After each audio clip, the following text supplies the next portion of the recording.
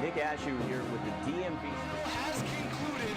The DMVSTREAM.COM play. Sean Parker along with Nick Allison. I always wanted to play volleyball in college. Cordova trying to dig it out of the board. And they score!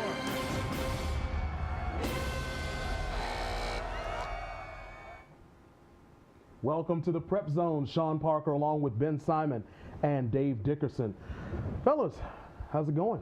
Good. Good, man. Ready to talk about some high school hoops? Of course. Let's go. Come on. All right, let's rock and roll. A lot of good basketball. First of all, we're going to tell you exactly what we're going to be talking about today here on the show. We've got an action-packed show. We're going to talk about St. John's and OConnell, Langley and Madison on the girls' side.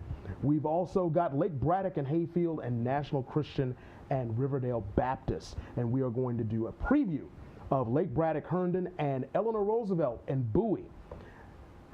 I am so excited. This is where you can see it. You can be as excited as I am. You can catch us on Facebook Live, DMVSTREAM.COM, and on Fairfax Public Access Channel 10. We are going to step away for a brief commercial break.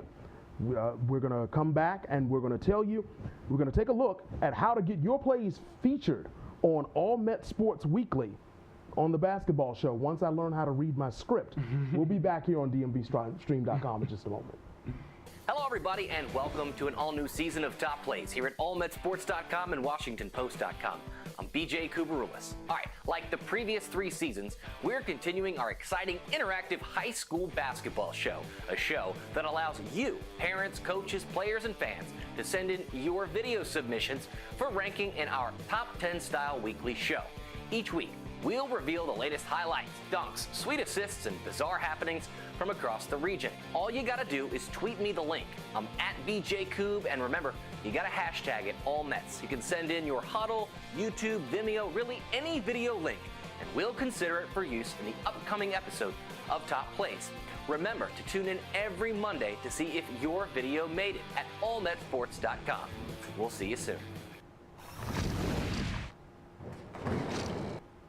All right, welcome back to DMVSTREAM.COM. It's time for our favorite segment of the day. It is time for the Weekly Rewind as we take a look at some of the action that has taken place in the past week, and we are going to get right into it. OConnell and St. John's WCAC action. Dave, St. John's eked out a 72-66 win. How'd they do it? Well, by just battling back and forth. It was a great game. Of course, as you mentioned, 72-66. 2 WCAC stalwarts, both this year, really making some adjustments. This is a big win for SJC because, and I say SJC, St. John's College High School, because this helps to set up the playoffs. The much ballyhooed WCAC playoffs, the best league in the country, very balanced league.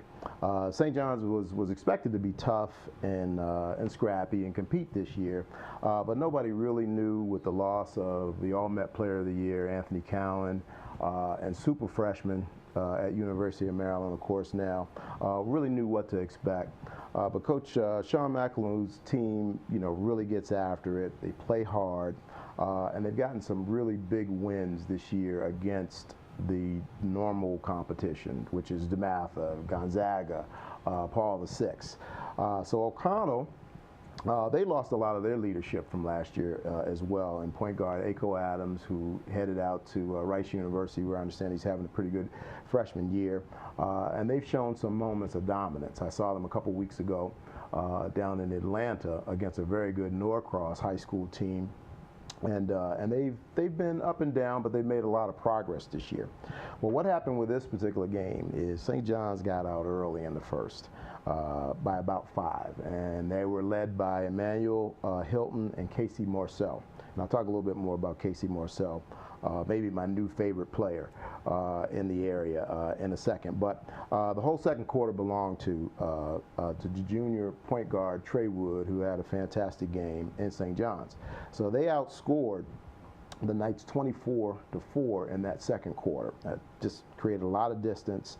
Trey Wood, who's not known as really a 3-ball shooter, ended up hitting 3 of his 5 3-pointers in that particular quarter, and at the half, St. John's goes up 40-15. Looks pretty grave for O'Connell.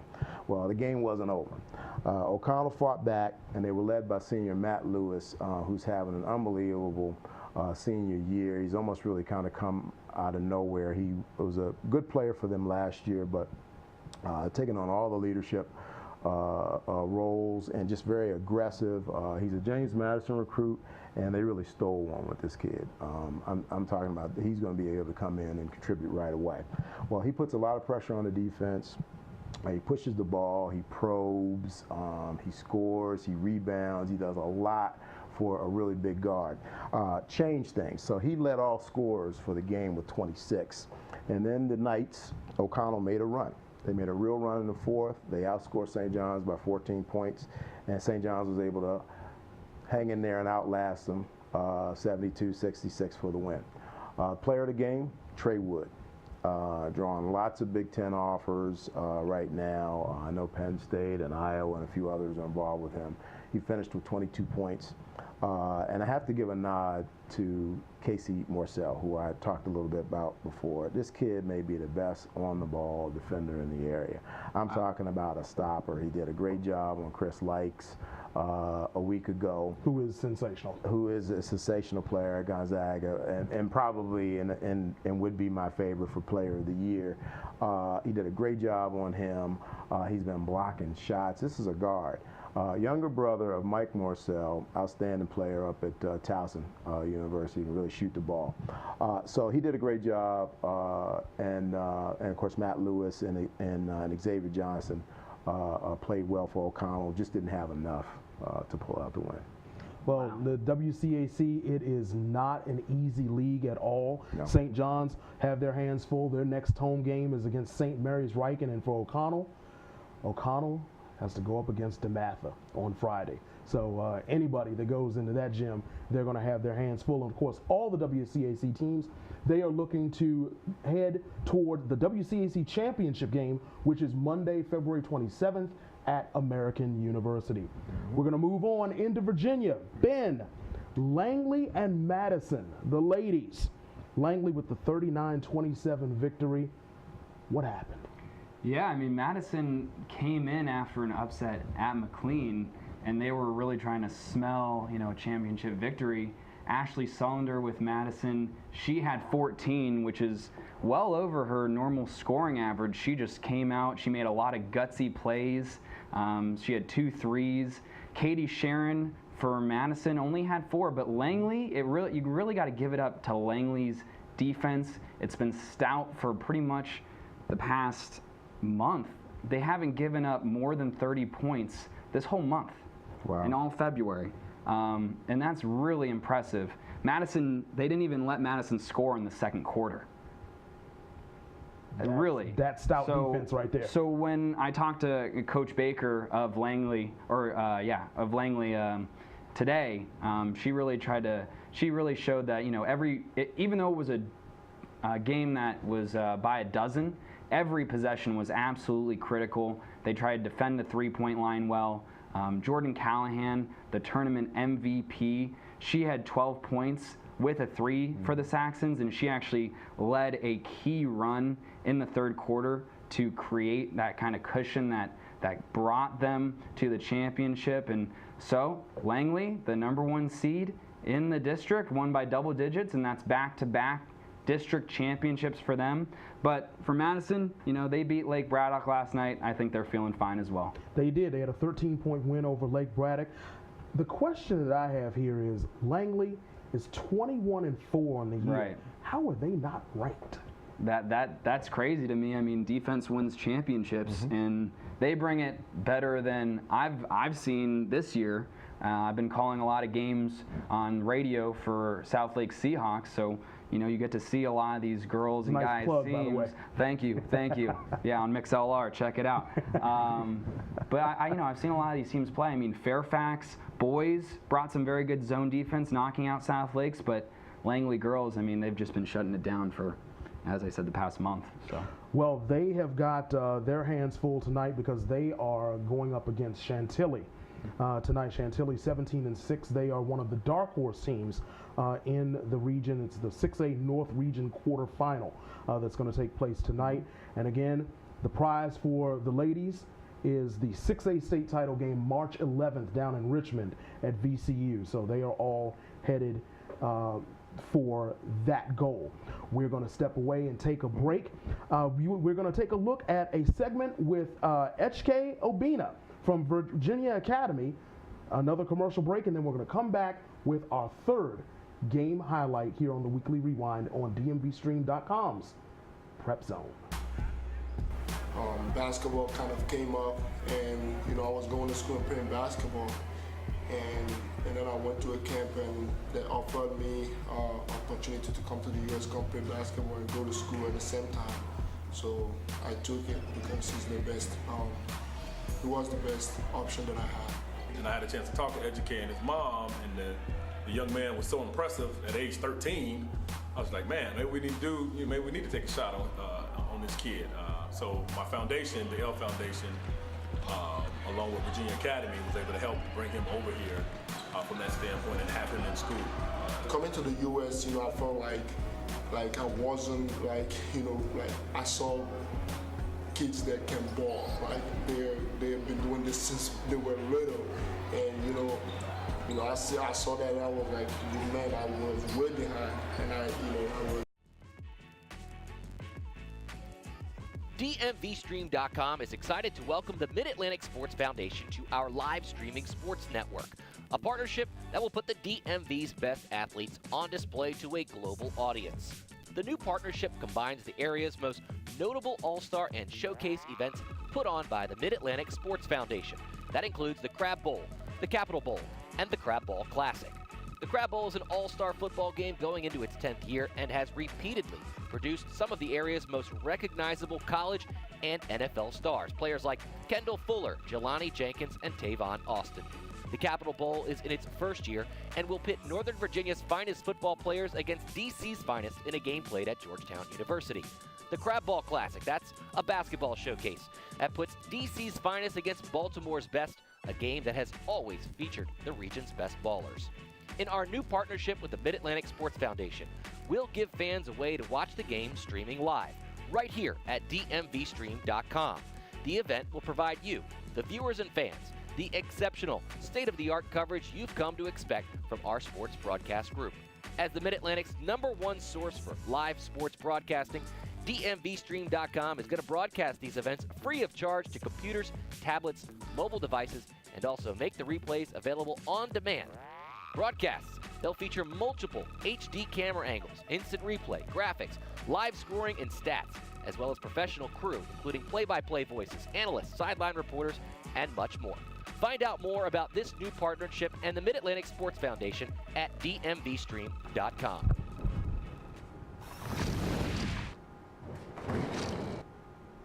Back here on the Prep Zone with Ben Simon and Dave Dickerson. We're going to jump right back into the Weekly Rewind with our third game report, Riverdale Baptist and National Christian. Dave, that was a close game. National Christian eking out a 1-point win. Absolute barn burner, a fight from the beginning to the end. This was a key Beltway League battle because they're really fighting for second place. They're fighting for second place because Rock Creek Christian has just been blazing all year and beating everybody. So everybody's fighting for second place right now. These two, both National Christian and Riverdale, dominated the conference last season, but each of them have lost to Rock Creek Christian twice already, and they have 4 losses in the league, so they've lost a couple other games as well. The teams played very well and even in the first quarter. Riverdale Baptist is led by Donovan Totley, point guard, transferring from St. Stephen's St. Agnes. One of my kids started in my program when he was 3 years old.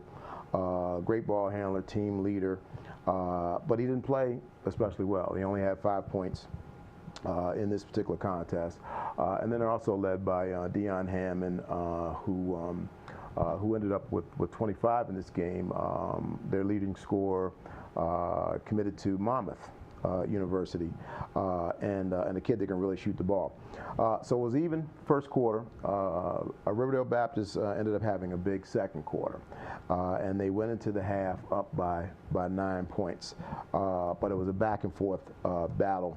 But Farami, and we got to pronounce his name right, Farami Mamo, who I've been watching all year, got hot. And he had several threes. Deion Hammond got hot. He finished with 5 3-pointers and ended up having a couple 3-pointers right there before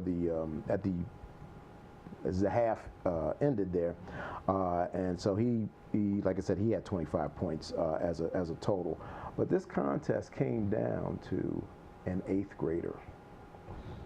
There's an 8th grade kid, an outstanding 8th grade kid named Ja'Kai Robinson, who came in and got some key rebounds, and more importantly, he made 2 clutch free throws that sealed the game. They fouled him, especially because he was an 8th grader, and thinking that he didn't, ice water. Yeah. Ice water in his veins.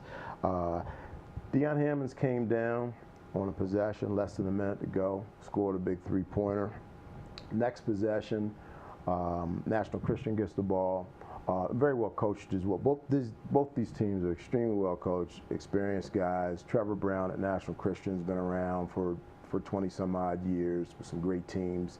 And then of course Lou Wilson has been a McDonald's All-American coach, a great player in his own right at Howard University back in the day. He's done a fantastic job. So these guys were working the bench, and they were working the referees in particular. But when they got that possession, came back and got the possession after Deion Hammond scored the 3.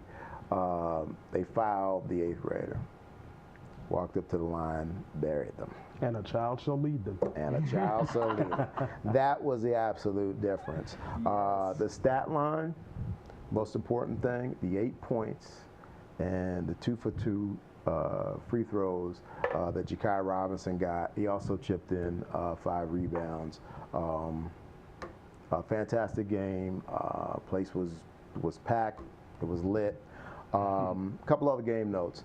National Christian lost last night, late last night, to Rock Creek Christian, which puts them a little further in the hole and probably changes what happens on Tuesday with the pairings.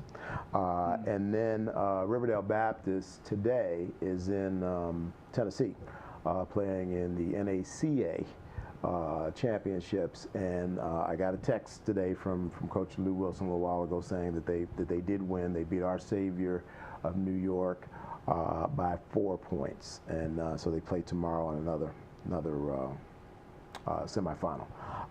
And so the Capital Beltway League starts their playoffs next week. They do, and Riverdale Baptist will take on Capital Christian on Tuesday. National Christian, their next game will be tomorrow against Tacoma Academy. So National Christian with the 64-63 win there. We are going to head back across the river to Virginia. Lake Braddock and Hayfield. Now, if you look at the records, you look at Lake Braddock's record, 13-11, Hayfield 20-6. These teams love to score. Their previous meeting, before this one, on December 27th, 100-88, Hayfield with the win. What did they do for an encore, these two teams? Well, they just put up 97 and 95 in regulation. I mean, I couldn't really believe it. I was chatting with NovaHoops.com, Chris Jolet, and I mean, he was right there in the thick of things. It was so fast-paced that he couldn't keep stats after the first quarter. He just said, not going to do it anymore because the game was just that crazy. It started off on an 8-1 Lake Braddock run, and Hayfield came right back after Coach Poindexter called a timeout. It was 44-42 at half. I mean, that's a final score for some of the games that I've seen. Both teams ended the first half pretty hot. Coach Mitras of Lake Braddock was saying both teams were just pressing like crazy. And so Lake Braddock went on a 14-0 run to start the third. Jordan Cobb was a huge spark for the Bruins. And then Hayfield gets 5 consecutive steals, many of them by Brian Cobbs, who also plays football, and he's hit a lot of clutch shots throughout the season. So it was 95-92 Lake Braddock with 8 seconds left. And star player Langston Gather right there, bang! Where does he point? To the veins. To the veins. And, I mean, that was an NBA length 3 right there. Absolute chaos before the free throw. Fans were near the court. Some people thought there might be, you know, a technical called on the fans. But then Hayfield was called for, or so Gaither missed the free throw, unfortunately, after pointing to the veins. And then they foul Hayfield coming down the court, even though the game was tied with about 6 seconds left. And Conference Player of the Year, Corey Pelham. Game-winning free throws. He was 6 of 6 from the line in the fourth. Coach Mitras said it was just an aggressive, manly game. And, I mean, from the free throw line, Lake Braddock shot 23 of 28. Hayfield was 17 of 25. So just a few free throws difference. But Langston Gaither, he ended his amazing career with 34 points, 2 threes, 8 of 12 from the line. Carrington Brox at 18 with 3 threes. Those are 2 seniors right there that are going to be graduating that I'm sure Hayfield is going to miss. But when I talked to Coach Poindexter today, he's saying he's very confident about next season, that, you know, they still have Cobbs, who's a first-team all-conference player, Michael Joyner coming back, Jamori Robinson, but as mentioned, Gaither, Brox, and then Wilkerson and Miller are graduating for Hayfield. For Lake Braddock, they're about to host Herndon. We're about to get to that more in a second. And we cannot forget our player of the game, our top performer, Quentin James. 25 points, hit a three-pointer, 6 of 7 from the free throw line. Also, honorable mention would go to Jordan Cobb, who also had 25 points for the winners in that game. Lake Braddock with the 97-95 win. Going to step away. We're going to pay some more bills. We're going to go into our coach's corner. We're going to catch up with Osborne's Rocky Carter. And then we're going to come back and we're going to give you our game previews before we set sail here on DMVSTREAM.com's Prep Zone.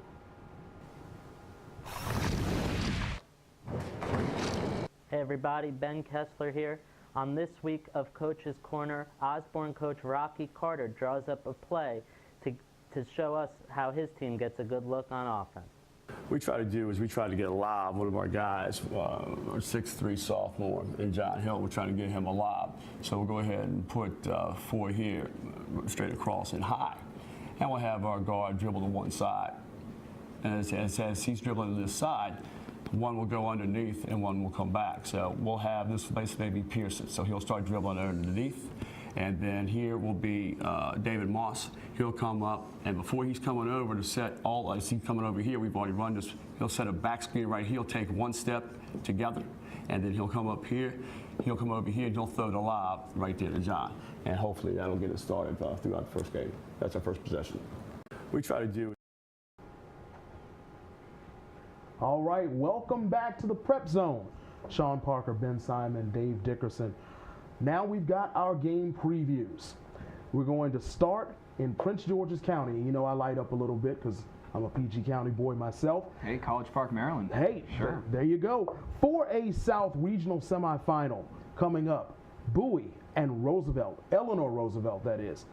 What have we got coming up? Well, we're looking at a Tuesday matchup that is probably the biggest regional that will happen in Maryland.